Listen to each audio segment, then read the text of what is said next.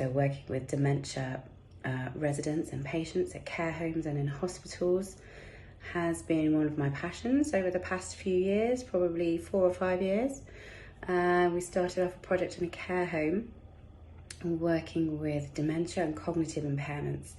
So people that were really struggling to engage on a day-to-day basis, maybe found certain things really hard, depending on their mood and where they're at, what's going on with them in that moment, could be really difficult for them. So what we started doing, myself and musician Ben, was going into the care homes and using reminiscence techniques.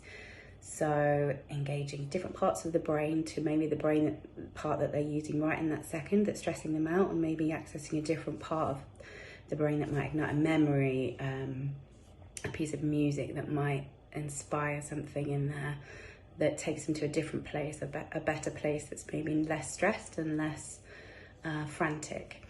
We realised that using music, well, it's very well researched that using music and the arts creates a great environment for people struggling with dementia and cognitive impairments, but we saw that firsthand as well. We were seeing really exciting results of going in and running sessions. We've done willow weaving, we've done painting, we've done making, we've done bits of drama, yoga, storytelling, to ignite memories and start conversations and help the groups to talk to each other, because sometimes they can get stuck in a pattern of conversation about things and not being able to remember certain things and not knowing where they are or why they're there.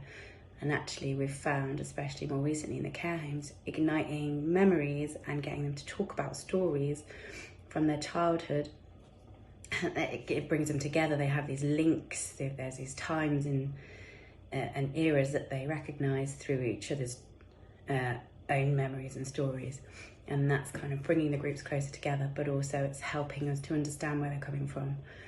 And I remember seeing something really lovely about dementia patients and how to work with them and remembering them as a person rather than remembering them where they are now with the dementia. Remember where they were and what experiences they've had. And we have had many chats with many people and discovered amazing things.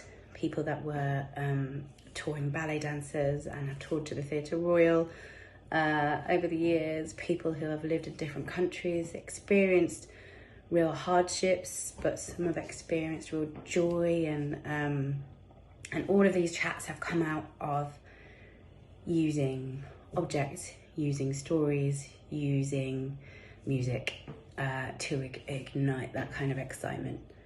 And so that is what's led to this project, really. We're fascinated by stories, different backgrounds, different cultures, lots and lots of stories kind of combined. There's similarities within those, but also recognising differences in how we've grown up.